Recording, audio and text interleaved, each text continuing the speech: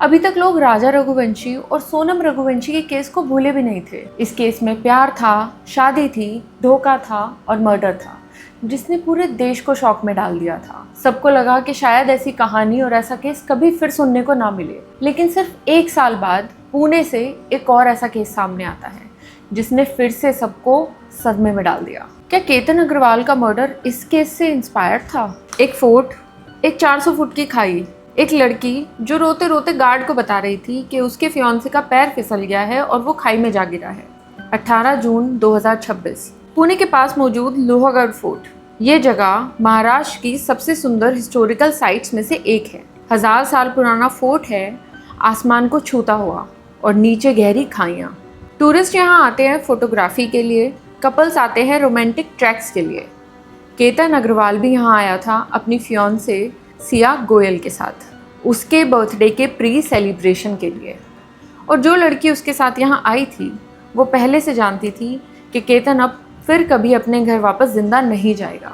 आज हम फिर बात करेंगे एक ऐसे केस की जिसने सोनम रघुवंशी के बाद फिर से पूरे देश को हिला दिया है। एक बर्थडे ट्रिप मर्डर का सीन बन गई। एक बार फिर प्यार का दिखावा किया गया और जान से मार दिया गया। पहले जानते हैं इस कहानी के तीनों लोगों को।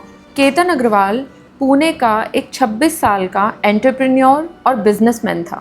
वो अपनी फैमिली की रियल एस्टेट कंपनी में डायरेक्टर और चीफ मार्केटिंग ऑफिसर के पद पर काम कर रहा था। केतन ने यूएसए के बैब्सन कॉलेज से एंटरप्रेन्योरशिप और मास्टर्स डिग्री ली थी, अमेरिका के सबसे प्रेस्टीजियस बिजनेस स्कूल्स में से एक। और 2023 में वो इंडिया वापस आया था अपने फादर के बिजनेस को ज्वाइन करने के लिए। मीडिया रिपोर्ट्स के मुताबिक केतन अग्रवाल को घूमने फिरने का बहुत शौक था।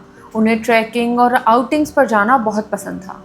पर लोहागढ़ फोर्ट पर जो ट्रैकिंग ट्रिप थी वो उनकी खुद की चॉइस नहीं थी, बल्कि उनकी फियांसे के थ्रू प्लान की गई उनकी मर्डर की प्लानिंग थी। केतन की शादी 25 नवंबर 2026 को होनी थी। ये एक अरेंज मैरिज थी जो कि अब प्यार में बदल रही थी, लेकिन सिर्फ केतन की तरफ से। केतन का सपना था उदयपुर में शादी करना, इसलिए जयपुर में 17 करोड़ का पैलेस बुक करने की बात चल रही थी।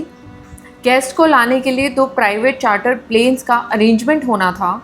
दोनों फैमिलीज खुश थी, तैयारियां जोर शोर से चल रही थी। अफसोस कि उसे पता नहीं था कि उसकी फियांसे सिया सेम सपना देखने की जगह कोई और सपना देख रही है, वो भी किसी और के साथ।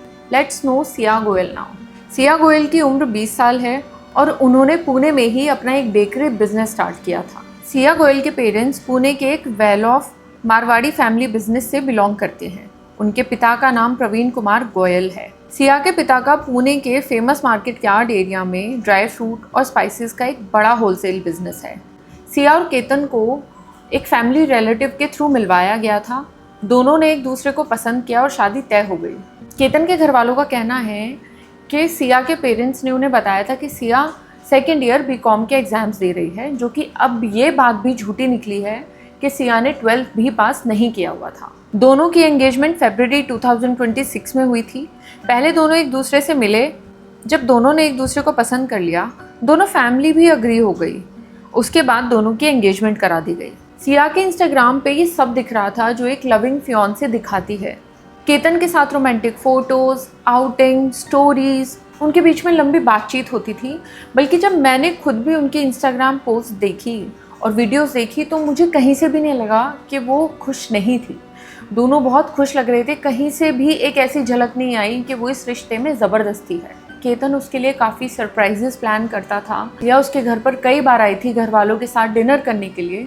किसी को भी कोई भनक नहीं थी कि उसके मन में केतन के लिए प्यार नहीं है या वो ये शादी नहीं करना चाहती। दोनों के बीच में हर चीज़ एक प्यारे कपल की तरह लग रही थी, लेकिन ये सब दिखावा था और ये शायद प्लानिंग का हिस्सा ही था ताकि लोगों को सिया पर डाउट ना हो। सोर्सेज के हिसाब से जनवरी 2026 से लेकर 18 जून 2026 तक सिया ने एक और इंसान को 2000 से ज़्यादा बार फ़ोन कॉल्स की थी और ये इंसान केतन नहीं था, ये इंसान था चेतन। केतन के साथ सिया के एंगेजमेंट एक प्रॉब्लम बन गई थी। इसलिए नहीं कि वो उसे पसंद नहीं करता था, बल्कि इसलिए क्योंकि सिया किसी और से प्यार करती थी और उसी इंसान का नाम था चेतन। चेतन बाबूलाल चौधरी। चेतन चौधरी जिसकी उम्र 22 साल है। उसका पुणे के मार्केट यार्ड में ड्राई फ्रूट का होलसेल ट्रेडिंग बिजनेस है। जैसे कि मैंने पहले बताया, सिया के फादर का मसालों का बिजनेस था और चेतन चौधरी के फादर का ड्राई फ्रूट का बिजनेस था, जिसको चेतन चौधरी भी संभालता था और दोनों के बिजनेस सेम मार्केट यार्ड में थे। बिजनेस बैकग्राउंड सेम होने की वजह से दोनों मिले। पुलिस के मुताबिक सिया और चेतन एक दूसरे को तकरीबन 1 साल से जानते थे। 18 जून को वो भी लोहागढ़ फोर्ट गया था। सीसीटीवी में वो एक हुडी पहने हुए दिखा और 33 डिग्री की गर्मी में ही ये हुडी उसका सबसे बड़ा दुश्मन बन गई। लेकिन इस बात की डिटेल मैं आपको बाद में बताऊंगी। केतन और सिया की एंगेजमेंट फरवरी 2026 में हुई और दोनों फैमिलीज बहुत करीब आ गई थी। पुलिस इन्वेस्टिगेशन के मुताबिक केतन अग्रवाल को सिया पर कभी भी कोई शक नहीं हुआ। वो और केतन की फैमिली उससे बहुत प्यार करते थे। इनफैक्ट सिया के बर्थडे के लिए उन्होंने महाबलेश्वर में एक ट्रिप प्लान की थी, जिसमें उन्होंने काफ़ी रिश्तेदारों को इनवाइट भी किया था। वो लोग उस पर आंख बंद करके भरोसा करते थे। सिया ने इस तरह से और चालाकी से साजिश रची थी कि केतन हर बार उसकी बातों में आ जाता था, क्योंकि ऐसा पहली बार नहीं हुआ था कि सिया ने केतन की जान लेने की कोशिश की थी। अब मैं आपको बताती हूँ सिया ने कितनी बार केतन की जान लेने की कोशिश की, क्योंकि ये प्लान बहुत टाइम से सिया बना रही थी और इसको अंजाम देने में 1 महीना लग गया, क्योंकि पहला अटेम्प्ट 31 मई को किया गया था। सिया 31 मई को पहली बार केतन को घूमने के बहाने लोहागढ़ फोर्ट लेकर गई। वहाँ एक सुनसान क्लिफ पर मौका देखकर उसने केतन को नीचे धक्का दे दिया। लेकिन उस दिन केतन की किस्मत अच्छी थी कि नीचे गिरते हुए उसने कुछ झाड़ियों को पकड़ लिया, जिसकी वजह से उसकी जान बच गई।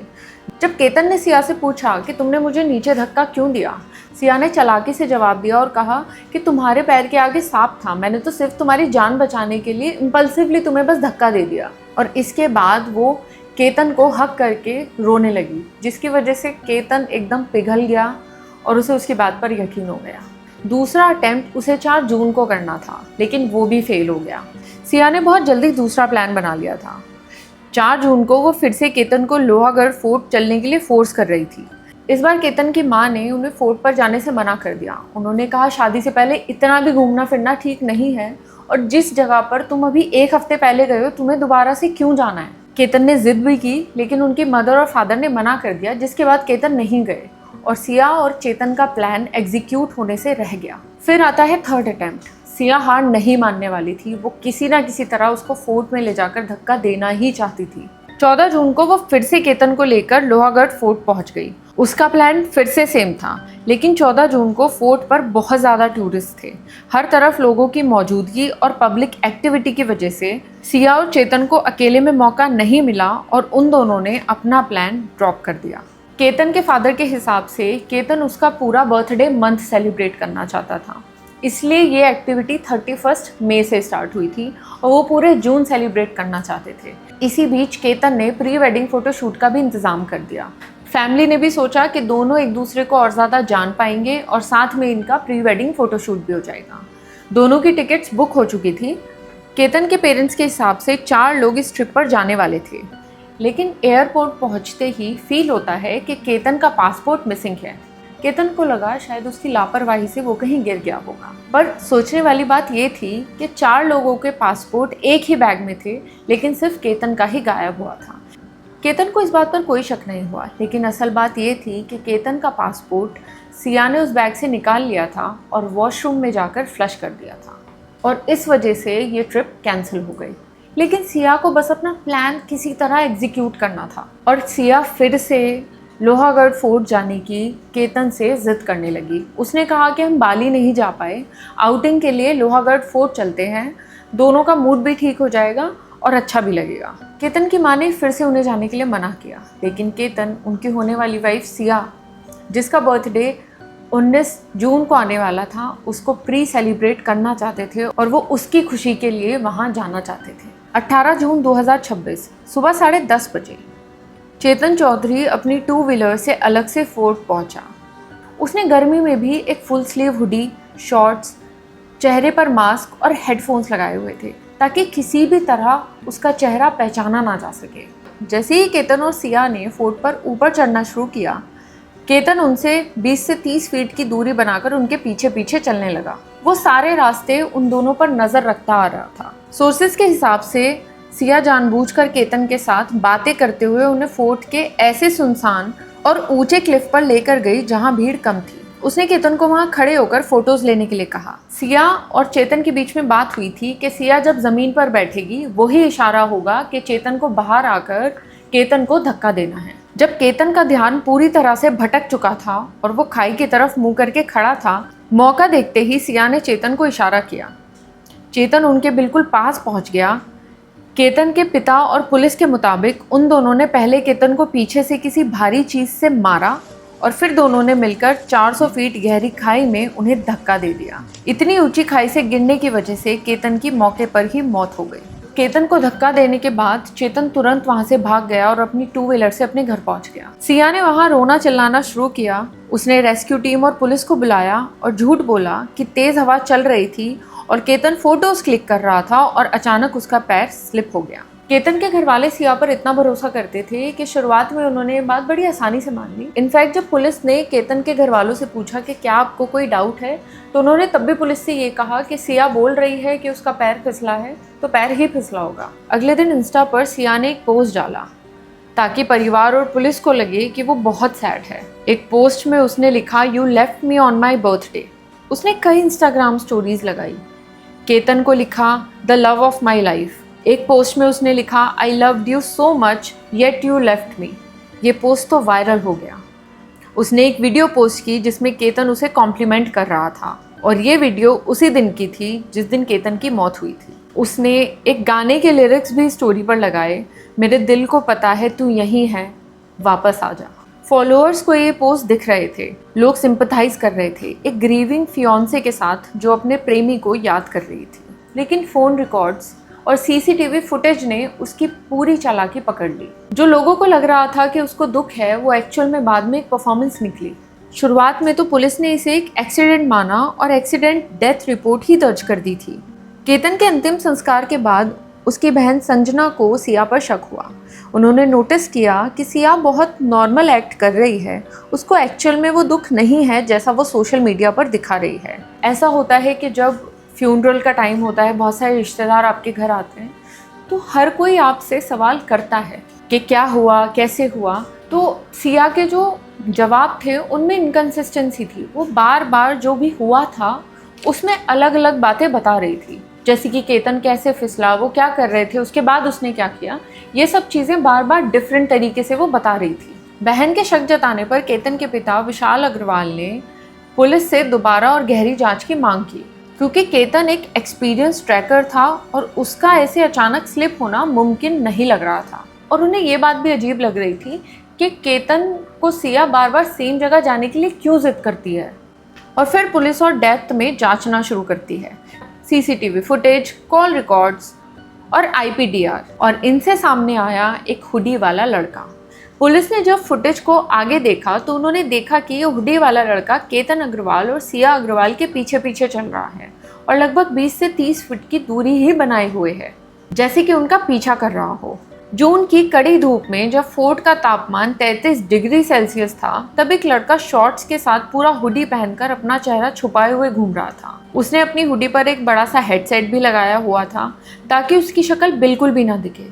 इतनी भयानक गर्मी में किसी का हुडी पहनना पुलिस को बहुत अजीब और सस्पिशियस लग रहा था। और एक और चीज सीसीटीवी में सामने आई।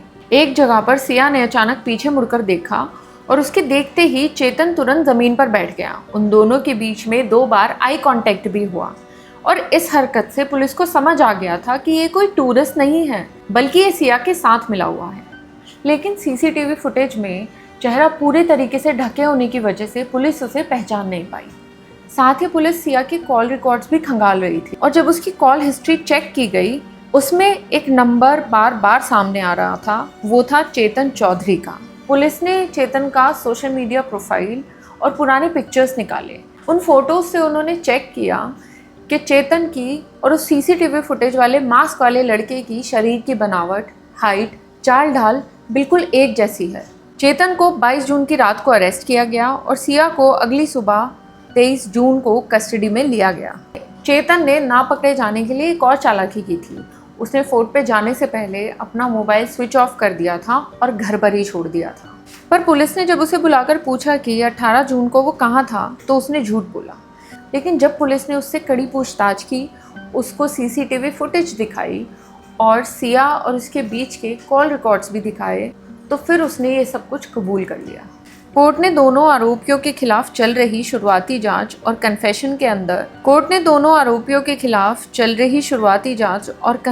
के आधार पर उन्हें 7 दिन की पुलिस कस्टडी में भेज दिया है। दोनों पर मर्डर और क्रिमिनल कॉन्स्पिरेसी के चार्जेस लगाए गए हैं। सोशल मीडिया पर लोग केतन अग्रवाल के केस को सोनम रघुवंशी पार्ट 2 कह रहे हैं, क्योंकि दोनों केसेस में बहुत ज़्यादा सिमिलैरिटीज़ हैं। दोनों रिश्ते परिवार वालों की मर्ज़ी से तय हुए थे, लेकिन दोनों लड़कियों का किसी और के साथ अफेयर था। दोनों केसेस में विक्टिम को ऊंची पहाड़ी से धकेला गया था और मौत को पहले एक्सीडेंट या मिसिंग केस की तरह दिखाया गया था। दोनों घटनाएं शादी के आसपास के टाइम पर ही हुई, एक हनीमून पर और एक शादी से पहले। केतन के फादर का कहना है कि वो सिंपली मना कर सकती थी, और अगर वो माँ बाप से कुछ नहीं कह सकती थी तो केतन से तो कन्फेस कर ही सकती थी। किसी भी आम इंसान के दिमाग में ये बात ही पहले आएगी कि जब शादी नहीं करनी थी तो साफ साफ मना किया जा सकता था। अपने पेरेंट्स को नहीं कर सकते हो तो लड़के के पेरेंट्स को बता दो, लड़के को बता दो, बट ये तुम्हें किसी की जान लेने का हक नहीं देता। ये सिचुएशन से बचने का कोई सॉल्यूशन है ही नहीं। लेकिन सिया ने मना नहीं किया, या फिर शायद हो सकता है उसने अपने पेरेंट्स को बताया हो और उसके पेरेंट्स ने एक्सेप्ट ना किया हो। लेकिन ना मानने का रीज़न क्या हो सकता है? फैमिली बिजनेस, सोशल स्टेटस का प्रेशर, फैमिली के खिलाफ जाने की हिम्मत ना होना, परफेक्ट क्राइम का कॉन्फिडेंस, या फिर पैसा, फ्रीडम, सब कुछ चाहिए, या कुछ और, आई डोंट नो। लेकिन ये चीज़ किसी की जान लेना जस्टिफाई नहीं करती। आपके पास पैसा है, आप पढ़े लिखे हो, आप अलग हो जाओ, लेकिन किसी की जान तो मत लो। उस लड़के को बता दो, यार मैं तुमसे प्यार नहीं करती, किसी और से करती हूँ, तुम्हारे साथ नहीं रह सकती। और अगर स्टैंड नहीं ले सकते हो तो प्यार मत करो। और किसी को मारकर अपने प्यार के साथ आप आगे बढ़ जाओगे, और कैसे बढ़ोगे ये बात मेरे समझ में आ ही नहीं रही है। इन्वेस्टिगेशन, पुलिस इस पूरे केस को और ज़्यादा डेप्थ में समझने की कोशिश कर रही है। शायद और भी रीज़न सामने आए ये खौफनाक जुर्म होने के। बाकी अपडेट्स मैं आप लोगों के साथ शेयर करती रहूँगी, और आपको इस केस के बारे में क्या लगता है अपनी राय कमेंट सेक्शन में ज़रूर लिखें। And remember, love is about protecting someone, not taking their lives.